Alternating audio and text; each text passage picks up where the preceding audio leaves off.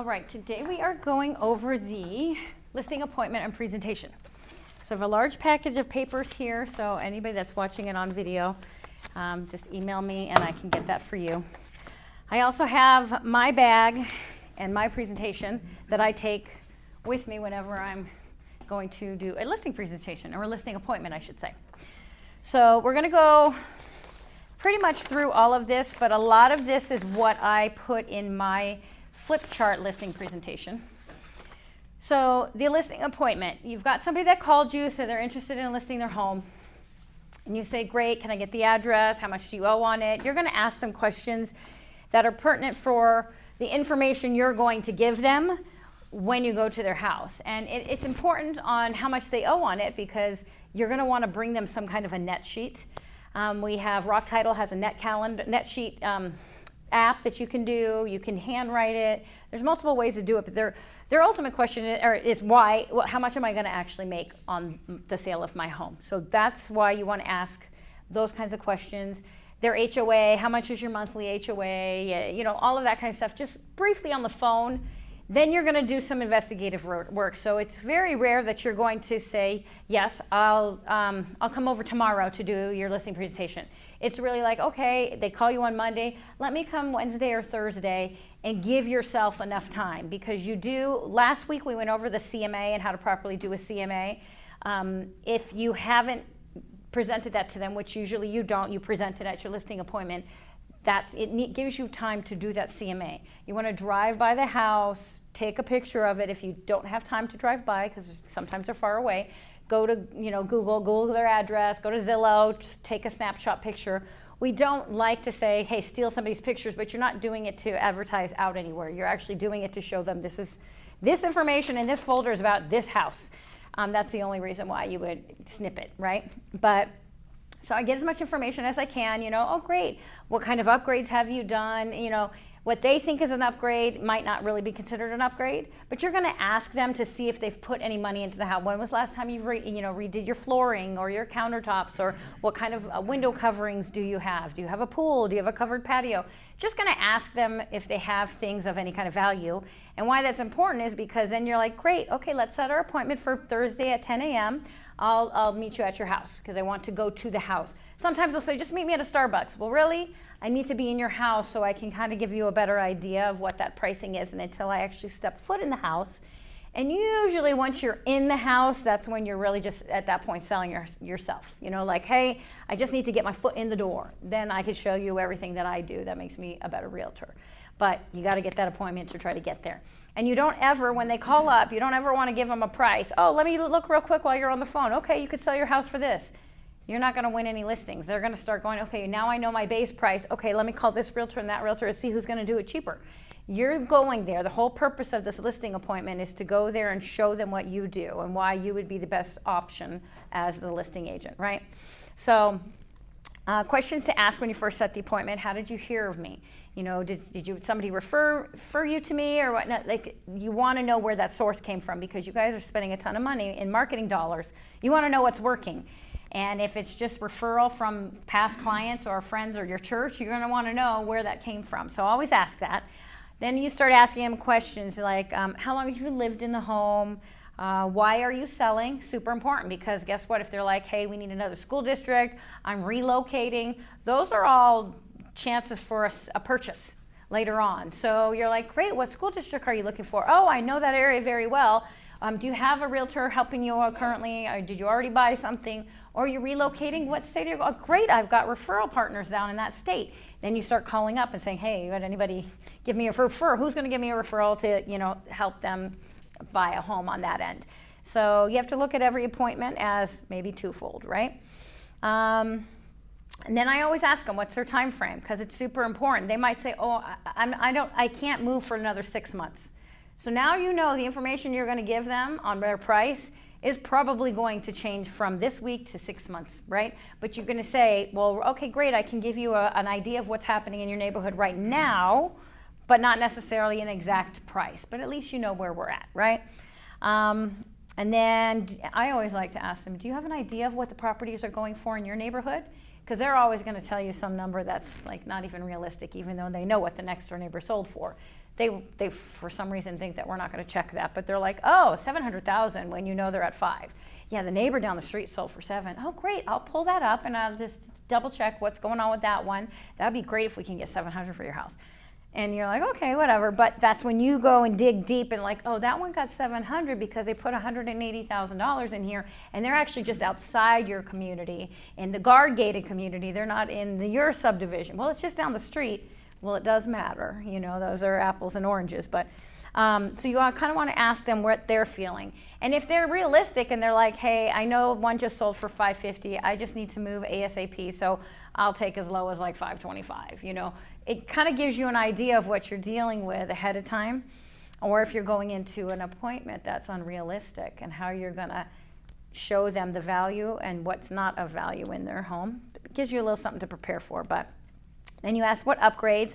I also asked, like, when was the last time you've serviced or even put in new AC units? Because those are very costly. So if they haven't and it's 20 years, you know yours is probably coming up here sometime soon, right? Water heater, roofing. Have you had any repairs done to your home? Is there anything going on right now with your home that we need to attend to? And then there's also what you can send as like a pre-list. Is it hot in here, guys? I am a little hot up there, so I see you fanning yourself, and I'm like, okay, I'm kind of hot too. But we have what's called a pre-listing template. Whoa, heat set. No. Oh. So, hold on. I'm cold now. I can't. Okay, so I think I just turned the heat on. So, but anyways, let me. This is not my forte here, but so we have what's called a pre-listing template or pre-listing package, where you can kind of give them a little taste of what you're going to be presenting there, but not everything. You're just like, these are the bullet points of what we're going to talk about, so they know ahead of time. Say 30, 45 minutes. That's all I need. And you can send that to them ahead of time. Does Realty One have like a template? We do, actually. Can you please adjust and turn on the AC in the training room? Okay. So we do have a listing template, a digital listing one, and then you can make a smaller version of it. You can make as many as you want and make a smaller version of it and make it a pre-listing. I like that one to be like 5-6 pages, nothing major. But then when you do your full-on listing presentation, Realty One gives you digital ones that are for free. And then I have a paper one that I like because it never fails. You can't get Wi-Fi, your computer battery's not charged. Something happens, you've left your computer at home, or like something's gonna happen, right? So I always have my backup. So whatever I make in digital, I'll make a separate one in a flip chart, but I also have my old school flip chart that I used to do, and I'll go over all of that. And I've included a lot of that inside this package, so you at least have an idea of what to make. A lot of my stuff I make through Canva, and then I add my own graphics and things, and then I print them out that way. But you can send a pre-listing package of what we'll discuss that when I get there. It's just a condensed version. But what you'll need to prepare for the appointment. So you're always going to pull your tax record, guys. The very first thing you do when you're buying or selling a home, pull the tax record. See who the name is on that property, because it's not always the person that you're meeting with. And it's like, well, okay, why are you not listed on the tax record? Where do you fit into this? Sometimes we have kids, and we've all heard stories that their parents go away for a month and their child decides they want to sell the house, and they want drug money, whatever it is, and you get there and you're like, you can't even sign any of this paperwork. This is not your house, but you need to know that ahead of time. But anything you do anyways, every transaction is going to need a tax record, so you might as well start by pulling that. But that tax record is going to tell you the address, the parcel number, if they had a pool, how many bedrooms, it's going to tell you everything, right? So you pull your tax record, then you do your comps, which we went over last week on how to do those in the MLS. And then you're going to make your CMA report, which, again, we did in the MLS to walk through. And then you take those comps, you add them to the CMA, and then you're able to print that out. And then, like I said, either drive by the property, pull some pictures, because you're going to want to do on your CMA report. I like to put my CMA in a folder like this. I get at Office Depot. I think you get a pack of 5 for like $12. And I like it clear because then on the CMA, their picture of their house is on the front. And then on the inside, I staple my business card showing out because I don't want to staple it on the outside, because if they shove it on their counter, something, your card rips off, like all of this stuff, right? So I staple it so they can see it in there, and every time they look at it, they see their house picture, they see my picture, my business card, like everything's in there. But I do the CMA on the MLS, and then I stick it in this folder, and I bring that with me because this is what I'm leaving there with them, right? And then, let's see, so that was that one. Oh, I have double-sided. You guys should have a separate one. I try to drive by a little bit, we'll arrive there a little bit early, okay? And I drive by the neighborhood because what I think I might know, I might not be able to see the whole picture, like who are the neighbors? What's going on? What do they really back up to? You know, I thought it was an empty parking lot, but now they've built on it. Like, I don't know. You know, so I want to know, hey, there's a community pool. I didn't know that. That adds some value, you know, to this neighborhood itself. But the curb appeal, if they know you're coming and you've given them a couple days and you pull up and you're like, what is going on with this house? Like, they didn't take any effort and they already knew a realtor was coming to price their home. So that's going to kind of tell you what kind of client that is. One that just doesn't, they're like, hey, list it, that's it, this is the way it is, I'm not putting a dime into it. We don't want people to put hundreds of thousands of dollars into it, but when you're trying to sell your property, you want to show it in the best light possible. And if you can't rake your leaves or clean your pool or even pick up your clothes and you're trying to walk, I can't even see the floor because stuff is just everywhere, they knew you were coming. But sometimes there are clients that are like that because they just are not able to do it. Whether medically or just it's overwhelming for them, and you got to take it case by case, but it kind of sets the tone for what is in store for you guys, because not every client is like smooth sailing, walk in, it's beautiful, list it, sold it. It's not, it doesn't always work like that. So, and then, okay, so then when you're driving by and you pull up, you're kind of taking a view of the outside of the home, and you're making note of like what I need to tell them when I go inside. Hey, I do suggest that, you know, I see that big tree, it overhangs it, you know, they have to walk through the tree that's overgrown to get to your front door. Maybe we trim that up before we put it on the market. It'll look better in the pictures and, you know, stuff like that. But I, myself, and you guys are going to do your listing appointments however you want to do them, but I like to bring something. I don't know, I'm Italian, I like to eat, it's all about food, so I bring like a little pie, or like I go to Everything Bundt Cake, and they're like $5, and I walk in with all my stuff, and I'm like, oh, hey, here, you know, let's break bread. Everybody, you know, everybody kind of gets a little bit more casual when you're doing that, but you don't have to do that. Back in the day, they were bringing Ring doorbells, because they're like, oh, hey, I brought you that Ring doorbell, you can have it, and then they're like, well, I feel guilty not using the guy that just gave me a $300 Ring doorbell. It was out of guilt how they're doing it. I do it to just kind of bring it down to like, we're all on the same playing field here, and then I'm just a friend. Let's just talk casually, and that's why I do it. Sometimes they just open up and start wanting to eat. Right now, let's eat, you know, and other times they're like, okay, thanks, you know, and then move on. But I will always be remembered, but what about the one that brought the cake? What about the one that brought that pie? Like, you gotta be different. Whether that's bringing some flowers, you know, I put some flowers on it, whatever you want to do. You don't have to bring anything at all either, but it's just a way to set yourself apart. It's all about branding. Your business is about branding, guys. So however you want to do that, maybe it's something that you wear, just make yourself memorable, however you're going to do it, right? But so I show up. I never park in their driveway, guys, because it's their house, right?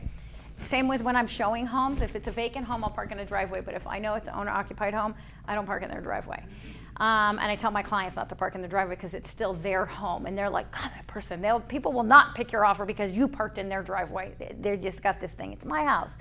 I didn't invite them over. You know, it's just psychological. So I always park on the curb, or sometimes I park across the street. That way I can get a nice view of the whole exterior. But so I walk up, I knock on the door. And then as soon as they're, oh, come on in, and I'm like, oh my gosh, what a beautiful home, you know, oh, I love the color, oh, I love the entrance. So give them some kind of compliment, you know, and they're like, oh, okay, thanks, yeah, oh, do you like it? Oh, we just redid the floor, you know. Then they're so proud of their home most of the time, so you want to just kind of walk in with that compliment, right?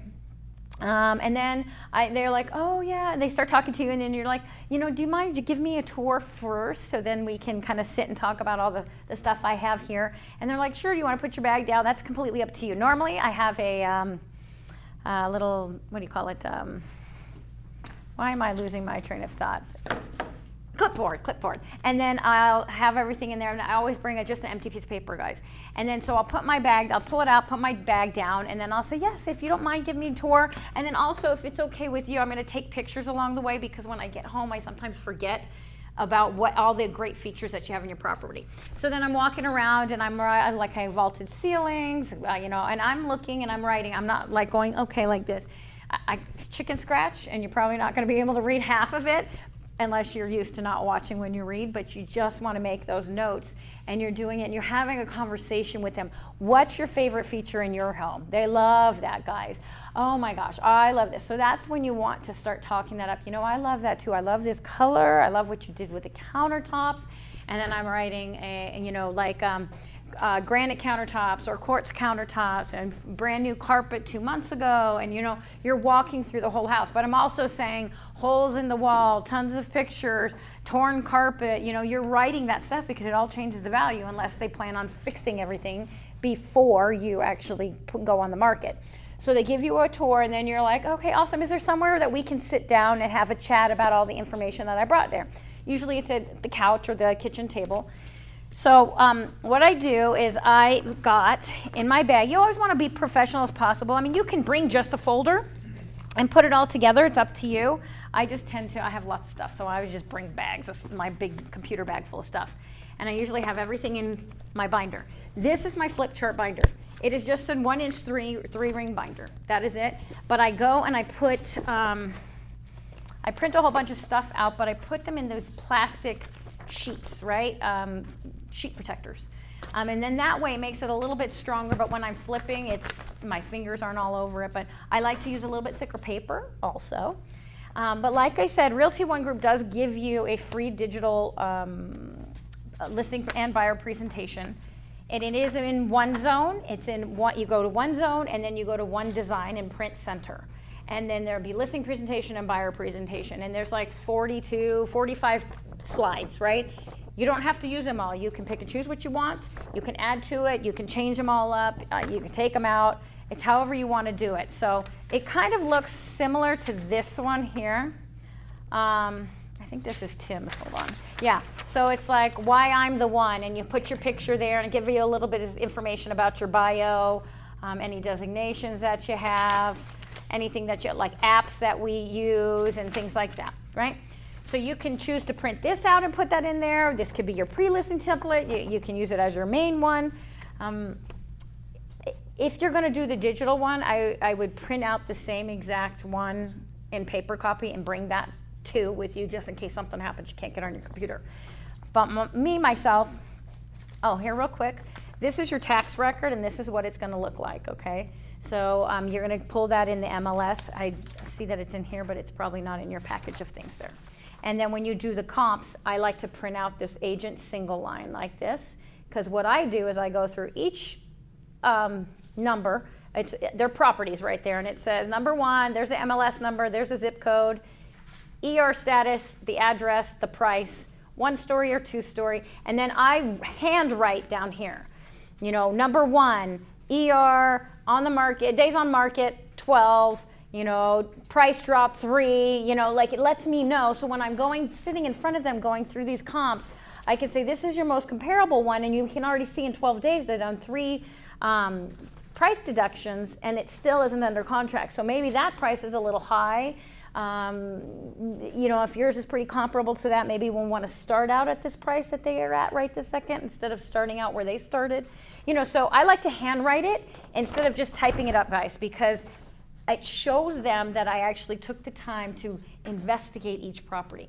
You guys do it how you want, and they can say, oh, that looks ugly, I like it to be printed and whatever, but then I find that it almost looks like I just typed it and they printed it. They don't value it as much as when you handwrite things. They're like, wow, they took a lot of time to do that. That's just my thoughts on that, but you guys do whatever works for you. I'm just here to kind of give you ideas of how I've been doing it. And then, so I'll sit down, and what I bring is I bring my CMA report. I get magazines from Reminder Media. They've got all my information, my picture on there. And then inside they have postcards that you could tear out. It's like a business card you can leave there. They're very general because they make these for all across the United States, but there's like 12 different kinds that you can buy. There's ones for like healthy eating or a healthy lifestyle and this and that, but it's all for home related. It's just I like to walk in and give them things. The more things that you give them, it seems they get super excited about it, right? Then I also go to Rock Title and I get the seller guide. Now, if you guys haven't seen this seller guide, it's super great, and you should give one to every seller that you have, whether you're working with them or not. But you can win a deal over just having this. But it's a seller guide. You know, quick references. When they go under contract, they'll fill this out, so it keeps them in check, right? But key professionals that'll be involved in the transaction and what their jobs are. There's a home seller's checklist, how to get your home ready. Title problems. Timely closing, moving checklist. There's a ton of stuff in here. So I walk in, and I usually have all of this stuff in here, in my binder, just like this, when I sit down. And I'm like, great, you know, mind if I sit? And then I open it up, and I say, oh, I brought you guys a couple of things. Here's a home seller's guide. Feel free to read that, but that is going to help you throughout your transaction. I also have a magazine that I make up for myself. It's with Realty One Group. It's great information here, just to help sellers while they're going through the process. And that's all I say, and I leave it. I'm leaving. My card's stapled everywhere, whatever. Then I do my CMA. Well, I don't do my CMA first. I do my listing presentation first, and then I go through the CMA afterwards.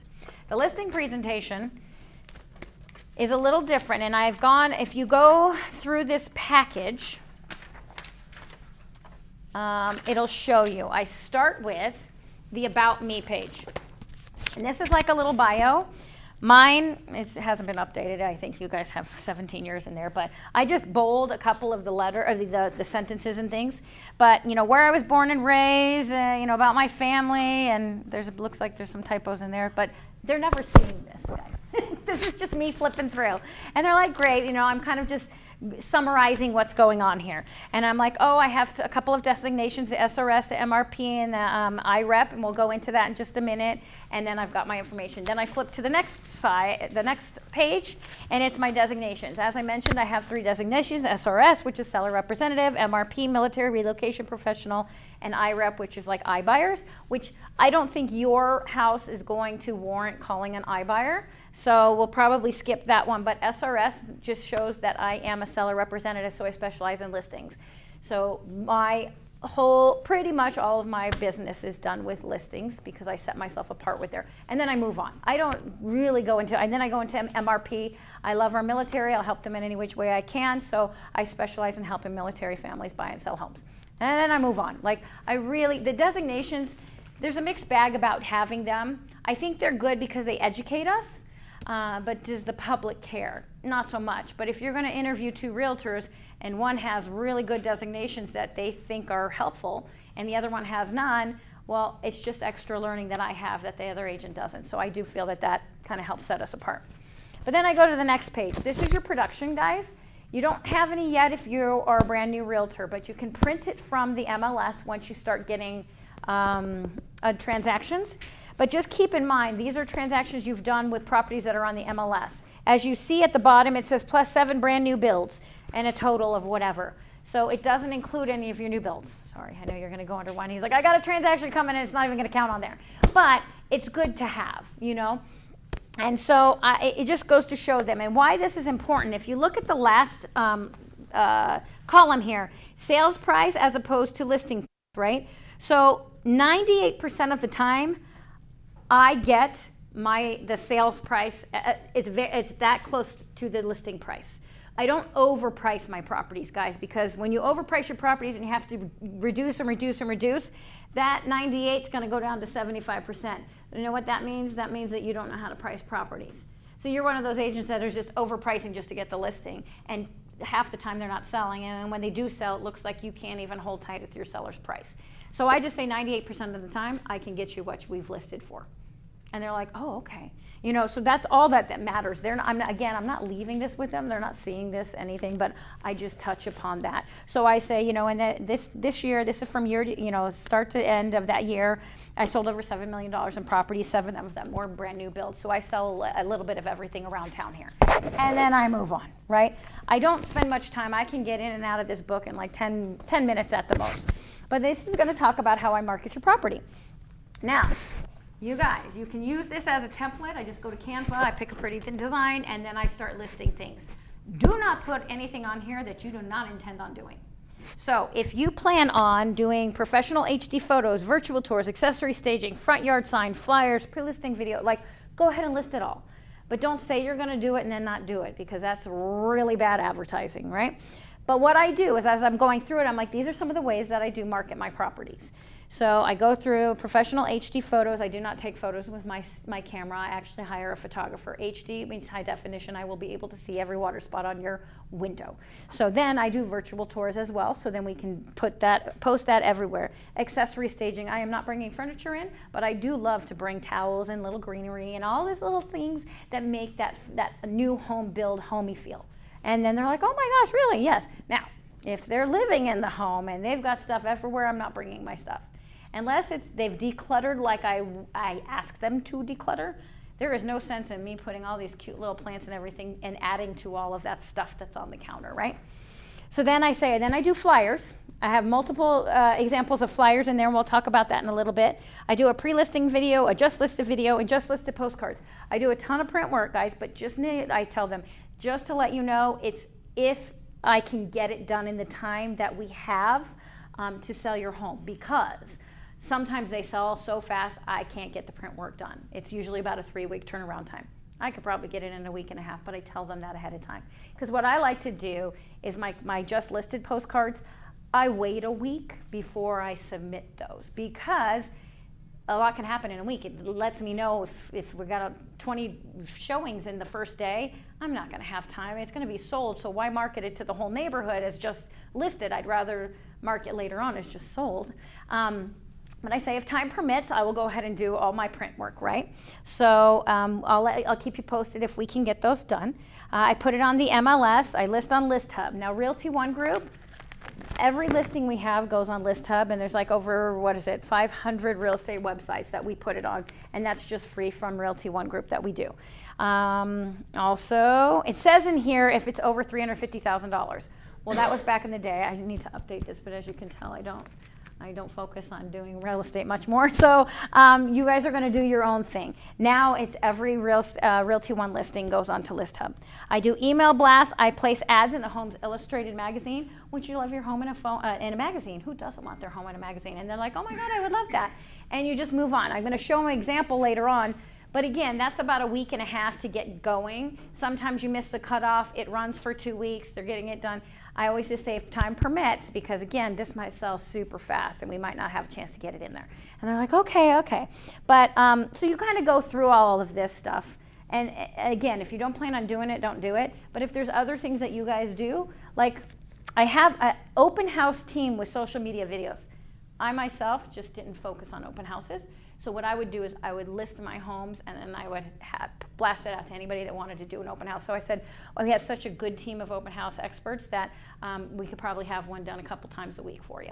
Oh, that's great. Now, I prefer on my listings only doing open houses if they're vacant. I never really did open houses if somebody lived on the house, because it's just, I'm not saying don't do them. That's just how I chose to do my listings, just because you are responsible for everything that's in that house. And because I personally was not doing them on my own, I would tell my homeowners that, unless it's vacant, we're really not gonna focus too much on the open houses. And when it's vacant, I say, and really that's just for me to get business, and that's not to sell your home. Because that's what you're sitting there at. You're trying to get the unrepresented buyers coming in. Yes, it'd be great if you sell the home, but 95% of the time it's not there to sell that home. You're trying to grab other buyers. Now, if it's vacant, I'm like, hey, I'm gonna sit at open house. I've got an open house team. They're gonna come in here. We're gonna get your home sold. We're gonna get so much exposure. You talk it up depending on what your client is, right? If they're staying in the home, some of them are just, you just can't do. I had clients that had a husband and wife. They had a son that was in his 20s, but He really had a drug problem. They had 4 dogs, 8 cats, 35 fish, and a 90-year-old grandmother that could not move.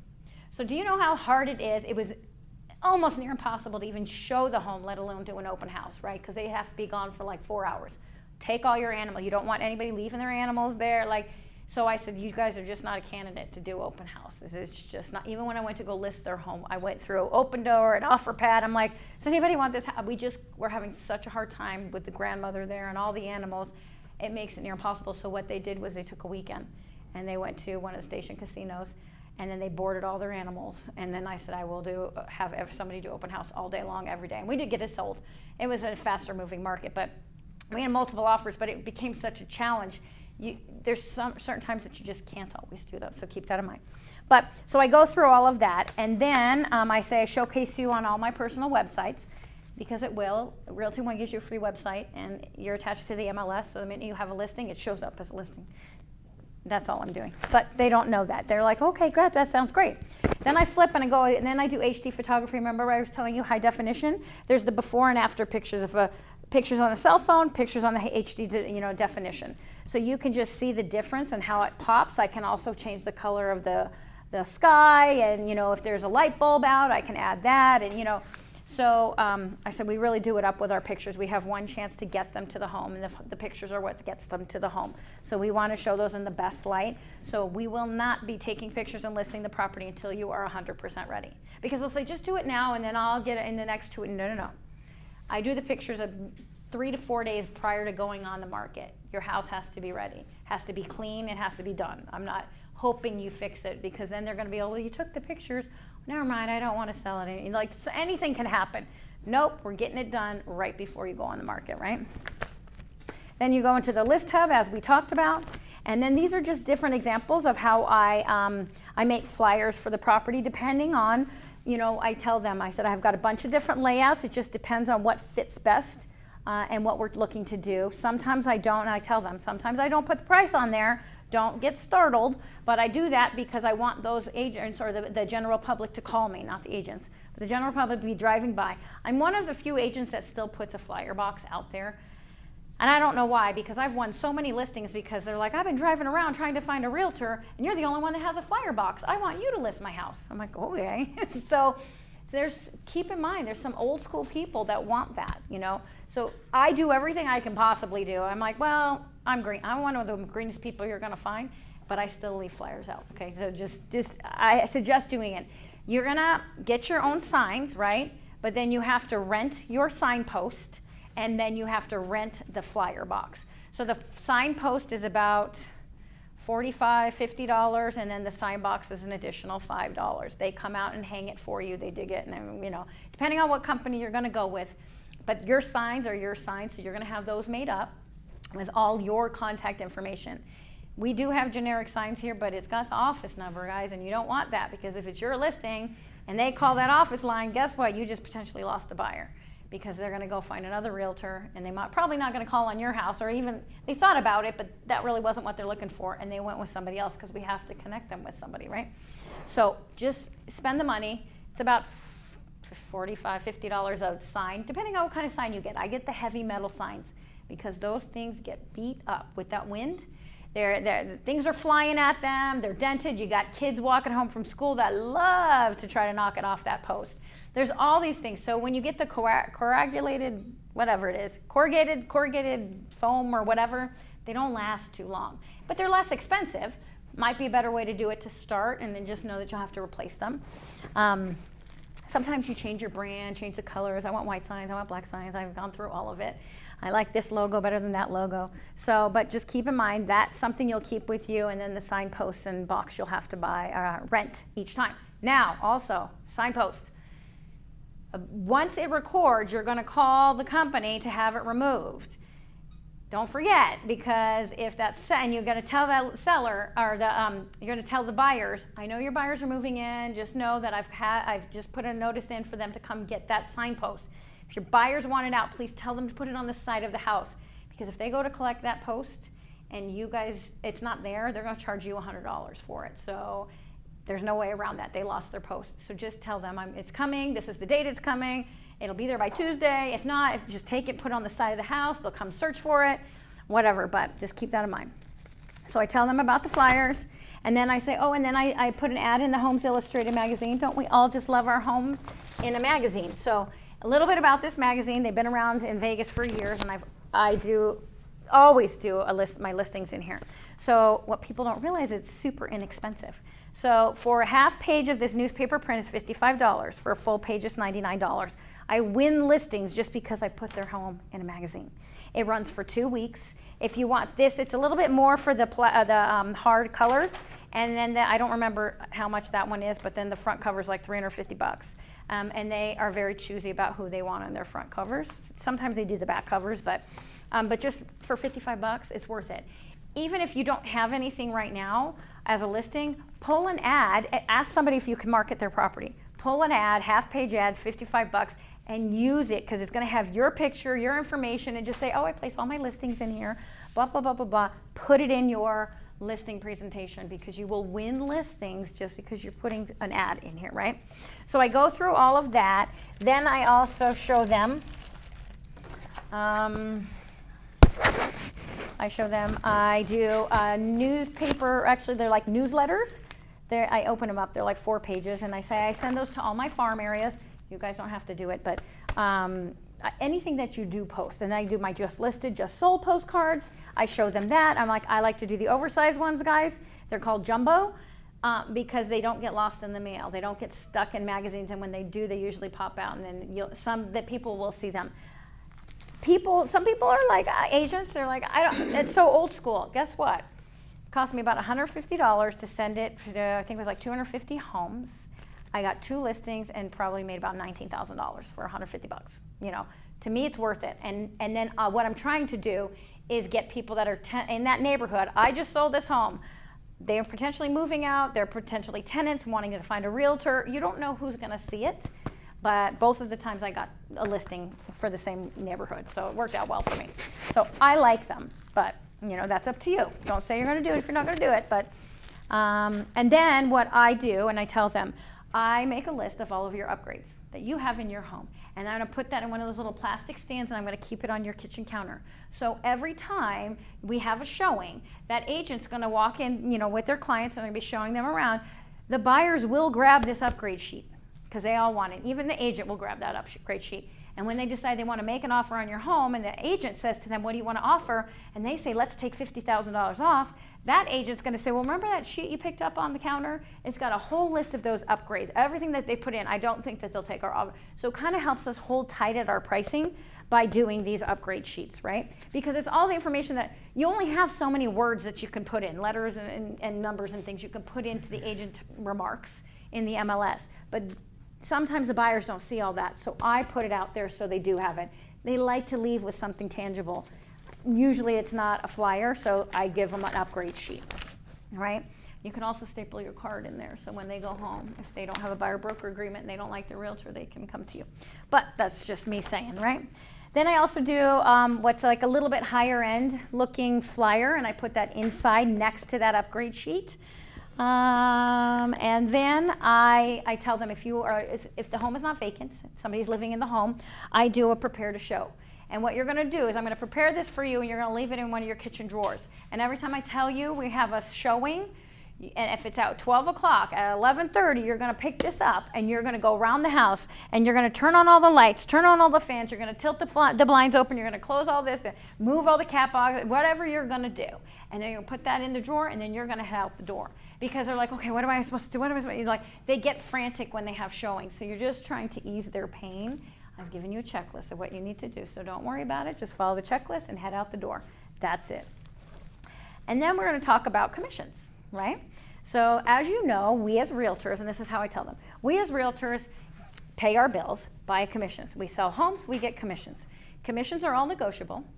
I personally, because of the work that I do, and I have an SRS designation and I set myself apart, I charge X percent. 6 bananas, 7 bananas, 8 bananas, whatever, for myself, 3 bananas, whatever you want to charge, right? So, actually, this is my, sorry, wrong sheet. This is the how to price your home sheet. Sorry, guys. I jumped ahead a little bit. So when we're going to go into all of this, how to prepare your home to show, then we go over to here and we're talking about how to price your home. So I say we want to do fair market value right in the middle, right? So let's start there. So the higher you price your home, the less views you're going to get on your home, and this is why. And I'm not saying that you shouldn't price your home high, I'm just letting you know, because in this specific neighborhood, the price range is $400 to $550. If we price your home at $650, everybody that's qualified for $400 to $550 is not even you're not gonna show up in their search, right? Because we are already overpriced, right? So you're hoping that the realtor is looking $100,000 above what they're qualified for, which is not even realistic. So now you're hoping for somebody that's qualified higher to be okay with overpriced, buying an overpriced home. Even though you might have put that value into that home, chances are not going to get all that value back, okay? Like a pool, just because you spent $60,000 or $80,000 for the pool, you're lucky if you get $8,000 to $10,000 back for that pool. It's really for your enjoyment, and it looks beautiful, and it's going to help your house sell faster, but we're not necessarily going to get all that value back. So when we price, we want to price accordingly, according to what's going on in the neighborhood. And so I always tell them, but at the beginning, let me see. Did I show them? No. Okay, so with that, then you go, if you price it a little bit under, you're going to get twice as many showings. 75% of the people are going to, of the population looking, is going to be seeing what your property. And you're probably going to end up with a bidding war. But the higher you go, the smaller that group of people looking in that price range is, right? So then we'll talk about pricing in just a bit, and that's what I tell them. And then also, I always say, do you have a home warranty on your home? And then if they say no, I say, well, I can put seller's coverage on there. It's no cost to you. And what that is good for is that while we're listed, if something happens and we're to break, or we get a repair request of something that they might be able to fix, we can go ahead and trigger that to start, and then it would just carry on, and you would pay for that at the very end, and it would travel on for the next year for the buyers. But it'll save you money in the long run if you that. But we can cross that bridge when we go ahead to list your home, right? So then I'm like, do you have any questions for me? No. And then they'll say, well, I do have one. It's about commissions. Always is about commissions. It always comes up because I close my thing and they're like, oh, I do have one, commissions. And I'll say, okay, well, when we price a property, everything is negotiable. But we have a buyer's commission and we have a listing commission, right? As a listing agent, this is what I charge, however many bananas you want to charge, right? Now, what we have to decide is what we want to charge or give to the buyer's agent for bringing a buyer, right? And so I had a listing appointment with a new agent probably about a month ago, and it was a family member, whatnot. So we were talking, and he didn't know what to say, obviously. So I sat there and went through the whole thing, and then she says, okay, well, what do you charge? I told her what he and I thought, he was wanting to charge, and she's like, okay, I'd like to reduce that. And I'm like, well, it's not something we really do because we're full service realtors, but I mean, I know I can probably take some of this stuff out to save you some money if that's what you're looking for. She's like, no, I don't want. I said, oh, so you want me to do all of it just for less? And I wait. And she's like, no. And she grabs my book. She goes, no, that's okay. We'll just stick with what you got. I was like, okay. And that's all you have to do because I've got my value, guys. And if as soon as they think you're taking that value away, they're like, no, I want it all, but I just want to pay for it. Now, it is a family member, so I told him that's up to him what he wants to do. And there's some medical situation there and all that. So we're going to let that. But I will hold tight at whatever it is that you guys are wanting to do. And I will, so just know you got to present yourself because they will constantly beat you down and beat you down and beat you down. But the thing is if they keep working you, just say, okay, what do you do for a living? Okay, you work at a, grocery store. Great. Well, you work all week long and you get $500 for the week. What if I came in and said, I want you to do everything that you're already doing, work all week long, I'm going to give you $250. Well, no. Well, you're doing the same job, but I'm going to pay you less. Would you do it? No. Well, I'm not going to do it either because that's how I pay my bills. And I'm very honest. That's how I pay bills and that's how I put food on the table for my family. This is it. But I'm 100% agent. Like, I give you all my time. I don't have another job. I'm not going to be working. And even if you have another job, I work in the evenings. Like, nobody knows. They don't need to know that, but your client shouldn't even know that. advertise, yeah, I only do real estate from 10 to 12 in a day. You know, they don't need to know that. You're 100% committed to your real estate.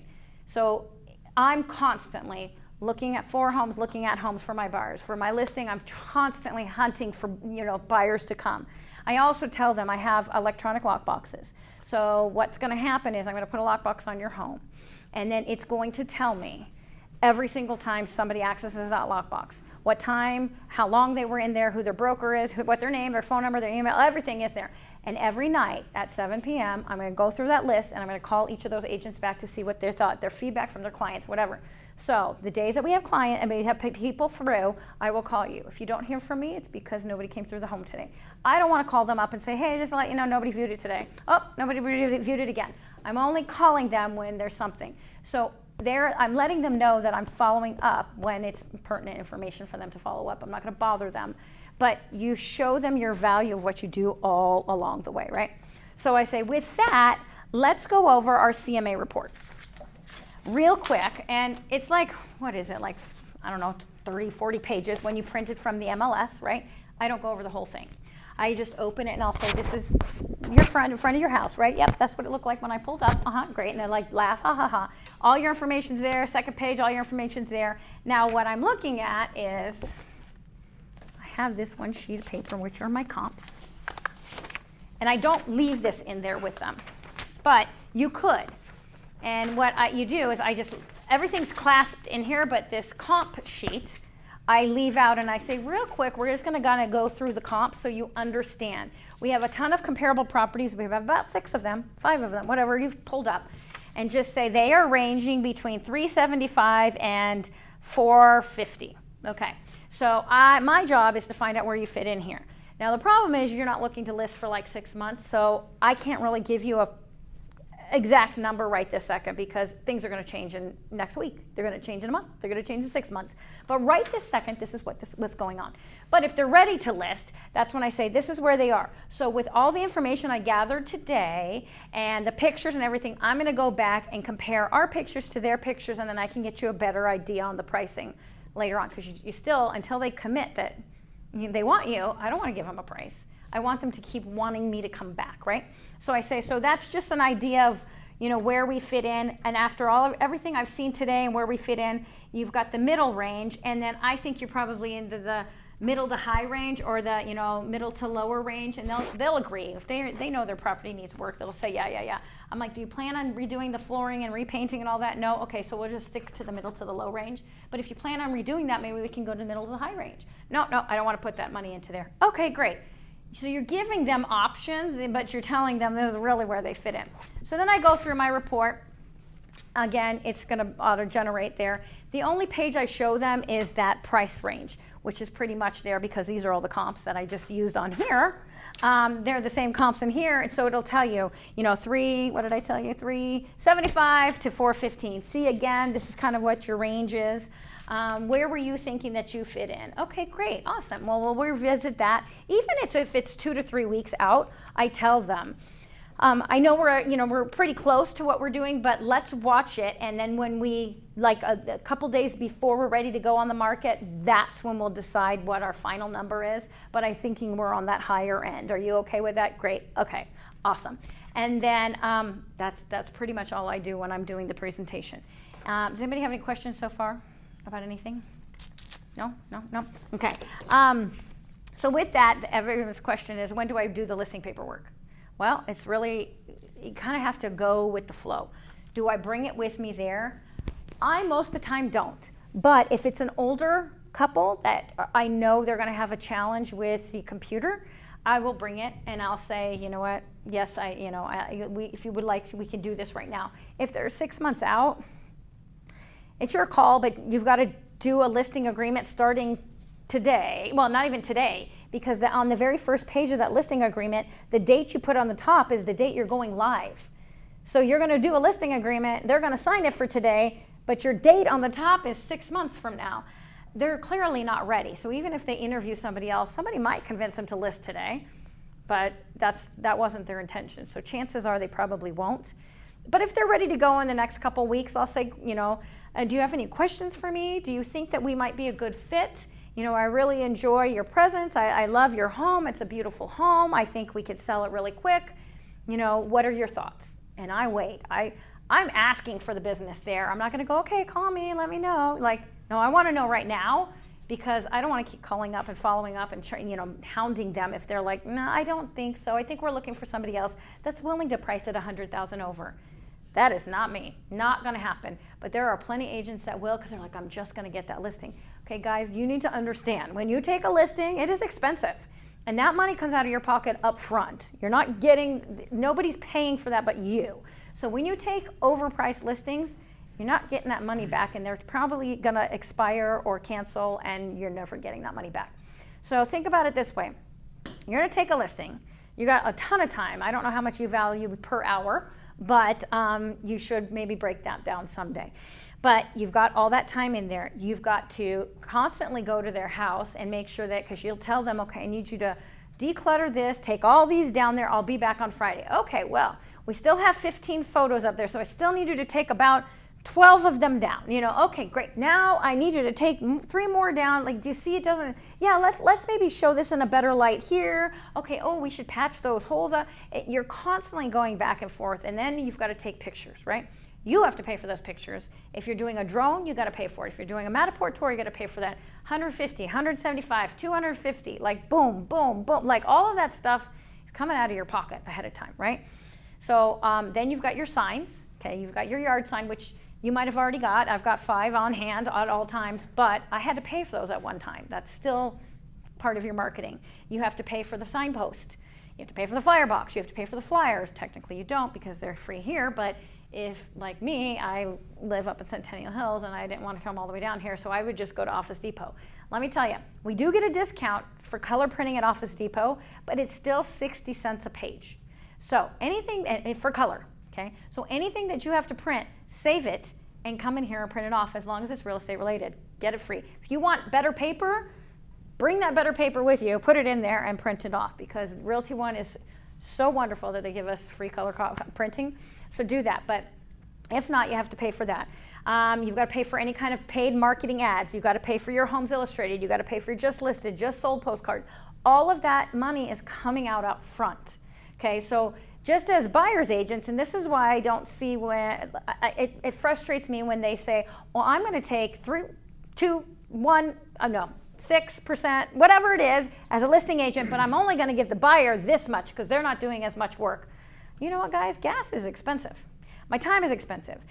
Me calling and making appointments is expensive. So buyers are doing something else on their front end, just like we're doing stuff getting ready for the house to list. So as a realtor, you are on both sides, so please be courteous of that, and don't think the other side's not doing anything, because they are, and everybody should be valued the same. To me, there are some agents that aren't doing as much work. I get that. But don't think that you're doing more than the other person, because each side has their own duties, right? And I'm trying to tread lightly there, because I don't want to say anything that I'm not trying to fix any kind of commissions whatsoever. I'm just saying we all have value depending on what our job is. So don't devalue the other person, because at one point you're going to be on that other side with somebody trying to devalue you. And it's not fun, because you're like, I know how much time and effort and I'm going to put into this. Why do you think it's only worth that? It's not, right? So with that, you've got, just keep in mind, you don't want to get used to overpricing. Now, a little bit higher, I get, have I gone 20,000 higher? Yeah. But I tell them usually, guys, we're too high. So in 2 weeks, if we don't have at least one offer, and I don't even care if it's a lowball offer, if we don't even get at least one offer in hand, we got to reduce that price, okay? And I write something up that says we agree that in 2 weeks that this price will be dropped. And so they know that we're not playing this game. I'm not going to sit here for 3 months at the same price. It's overpriced. So I make sure I clear cut if I'm going to do that. But if not, I'm generally right in that same area. But I say, how aggressive do you want to be? If we go a little bit lower, and we might get bidding war, which ends up a bidding war if you've never been in one. Okay, say you price the house at $500. Well, now I've got 4 offers. And I'm like, okay, everybody, we've got 4 offers. Or they'll call up, do you have any offers? Yes, I have 4. Next thing you know, theirs is higher. Do you have any offers? Yep, I have 5. Okay, theirs is higher. And theirs is higher. Next thing you know, you're at 550. And you're like, okay, that was, it happens. But then a lot of them will come in about the same price and things, but then they'll give you something nice like a free rent back, or they won't ask for closing costs, or they'll pay for all the seller's closing costs, like just something random that sets that offer apart. But they're generally about the same price, because the next problem is if they're getting loans, everybody's got to get an appraisal most of the time. So it doesn't matter what, they can offer me $1 million on a $500,000 home. But if that appraisal, if it's on appraised value, that appraisal is going to come into 500. And next thing you know, the price is back down. So there's different ways to do things, but when you're marketing your property, you've got a ton of different ways you can do it. I do have, like, I think in the next 5 or 6 weeks, there's a class on how and where to market your properties. Because we got to get creative. You can't just put a postcard, put it on a website, put it on the MLS and sit. I mean, you've got to be blasting it out. We have email blasts that you can pick zip codes. You can do them in California. You can do, we got a lot of Californians moving here, so think about maybe advertising in California to get the draw there, because they don't have our MLS. They're sitting there on Zillow trying to find houses in Vegas. So if you can do an email blast to their zip code or their agents and things like that, it might be, something. But I'm trying to think if there's anything else. I kind of didn't go through your package, but most of the package is everything that's in my flip chart. Again, you don't have to use it, but it gives you an example of what I include in my flip charts. The digital ones, it's a little clunky, but once it takes a little bit to design the Realty One digital one. Again, you're just going to log into the zone, go to One Design, and then it's listing and buyer presentation. And so you're going to go through there and create it as you go. Now, real quick, we're going to go over what documents you have them sign when you do the listing paperwork, right? We always have our duties owed, which I don't even think I have in here. It was out of order, so bless you. Okay. But so you're going to have them do your duties owed. They always need to do duties owed, guys. Have them sign, date, and time that duties owed first, and then move on to the rest of the paperwork. You're going to do your exclusive authorization right to sell and lease agreement. So you're going to have your listing paperwork. And then with that, you're going to see on that list of things, I don't think I have it in here, but if you go into Maria's office, she's got a list of all the documents you're going to need for each transaction. So it'll say brokerage agreement and tax record. This is the brokerage agreement. And the tax record is this piece of paper that I have down here. That looks like this. Your tax record. You will need it for every property, and it needs to be uploaded in SkySlope. It always goes right after the listing agreement, right? So you have that. Then we have, it's a smart home if you guys, it does have anything connected to the Wi-Fi. Ring doorbell, your refrigerator, your Nest thermostat. It needs to be filled out, and it does ask you the internet speed. So make sure you sit down there with your sellers, okay? Then we have the SRPD. As agents, we are not allowed to touch this form. You can hand it to your clients. Do not write the date on it. Do not write the address on it. It is not for you to fill out in any which way, shape, or form. This is for them to fill out. I prefer to have them hand fill it out instead of doing it through the AuthentiSign, because it has all these little buttons. They have to figure out and make sure they're clicking the right one, and it's really confusing. But I've had a client that she could not, dispel, she was older. So I literally had to sit on her couch next to her, and whenever she marked a yes, you have to go to page 3 and explain what the yes was for, and I had to spell every single word for her. Because she said, can you just fill it out? I'm not allowed to touch it. You are going to have to write this, or you're going to have a representative. None of her family was here, so I said, we will get through this. An hour and a half later on one form, guys. But you got to do what you got to do. Do not touch this form. Because what this form is, the seller's real property disclosure form, it says, from the seller, are you aware of any problems and or defects with any of the following? Doesn't mean right this second, it means ever. Did you ever have a plumbing issue? Did you ever have a water leak? Did you ever anything, right? If you write the date on there, they're going to say, well, no, they filled it out, No, I didn't write that. They wrote that. Because here's the problem. Your sellers have to be 100% honest on this form.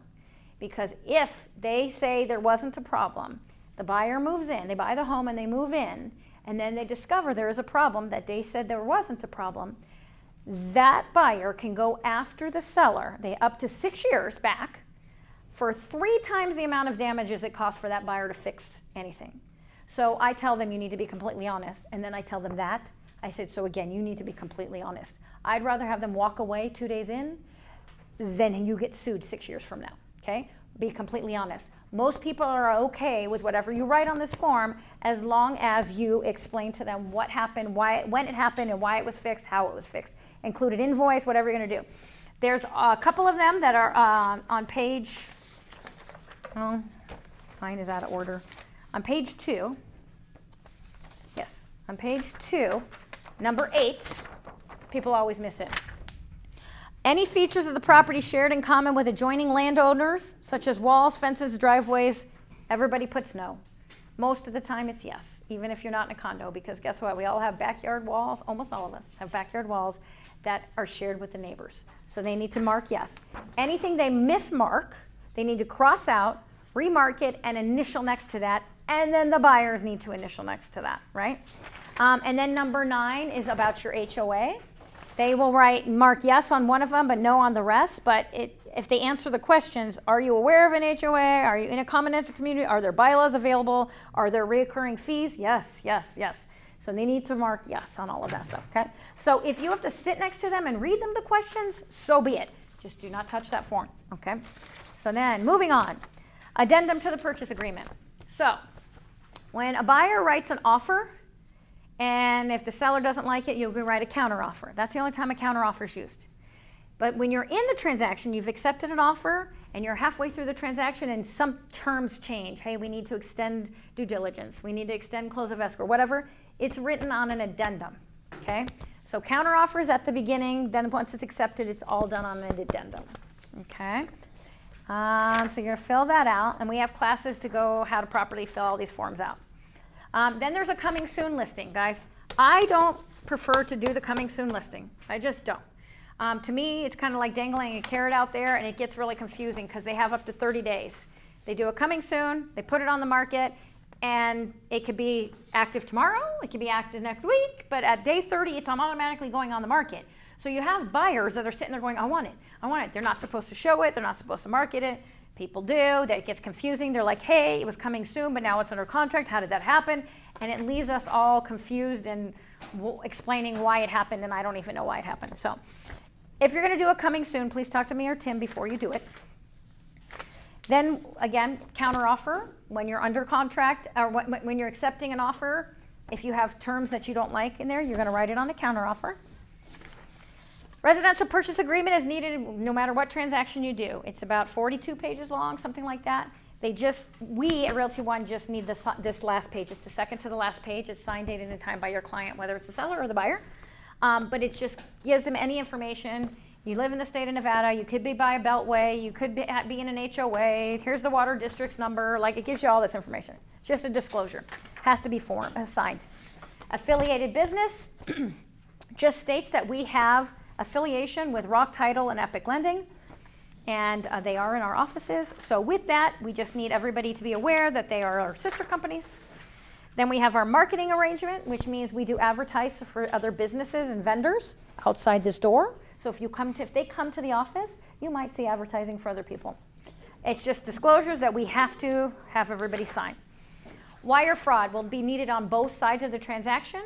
Wire fraud is rampant. So we want to make sure everybody is well aware that before they wire money, you verify with title where they're wiring it to, because what happens is title sends them wire instructions, they come in and grab it, change it to their account, put it back in there, and it goes to the buyer, and the buyer wires money there instead of to title. So we just need everybody to know, and as long as we have this form signed, and you guys constantly tell them, hey, before you wire it, you need to call, just double check, you should be okay, but it happens, guys. Notice of broker compensation. This is the Realty One document storage and transaction fee.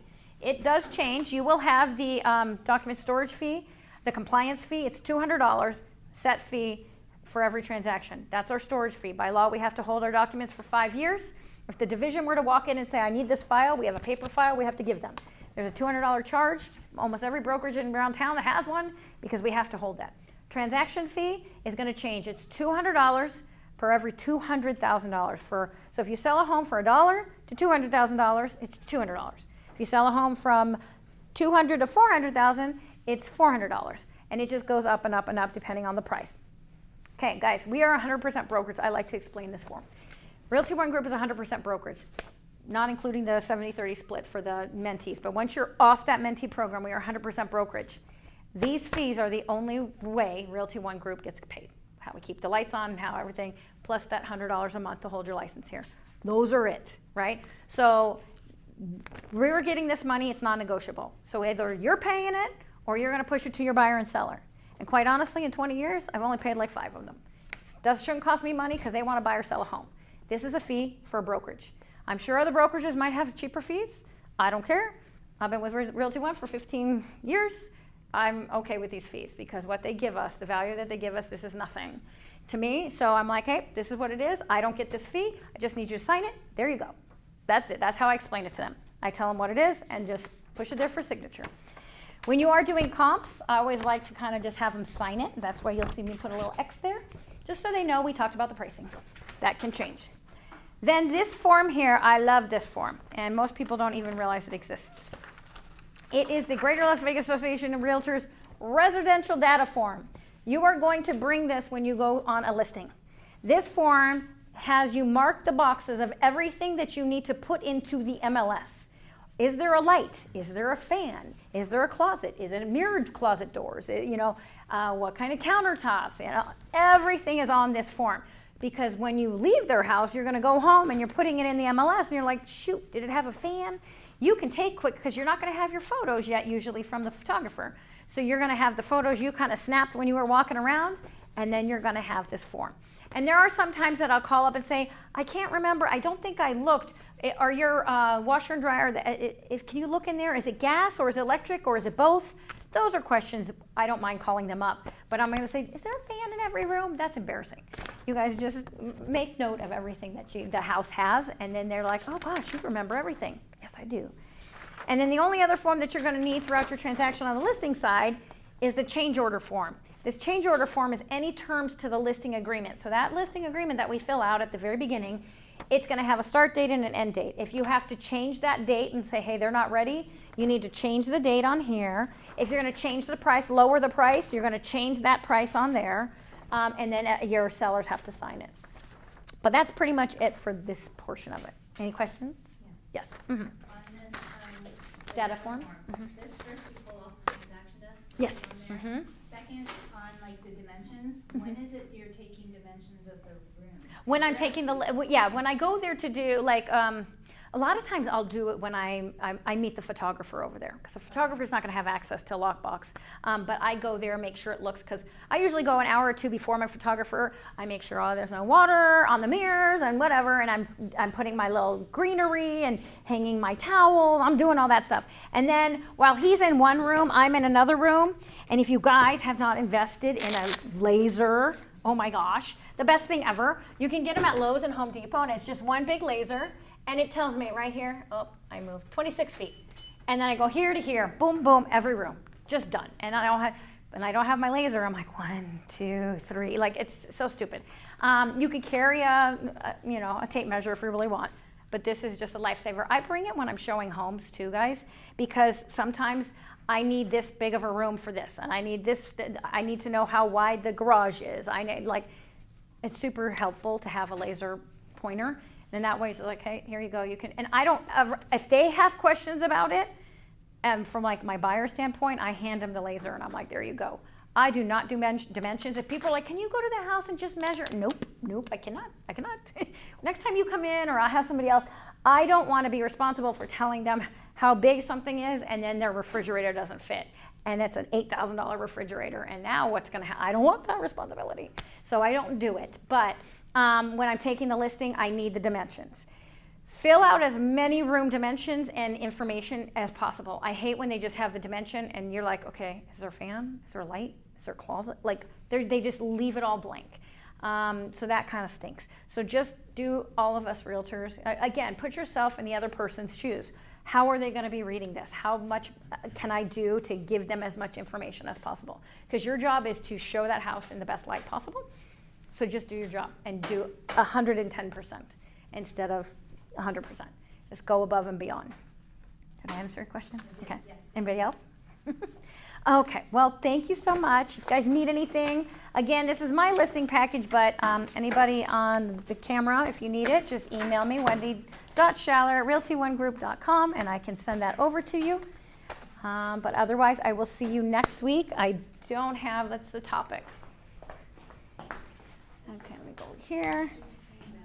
Next week is, yes, Green Valley only, Life of an Escrow on the 11th. On the 18th, I'm going to do Back to Basics, so no Green Valley, just here. It's going to be the listing agreement and preparing the home. So we'll go over all the paperwork, how to fill it out, and then how to prepare the home and what you should do and all that stuff. Question.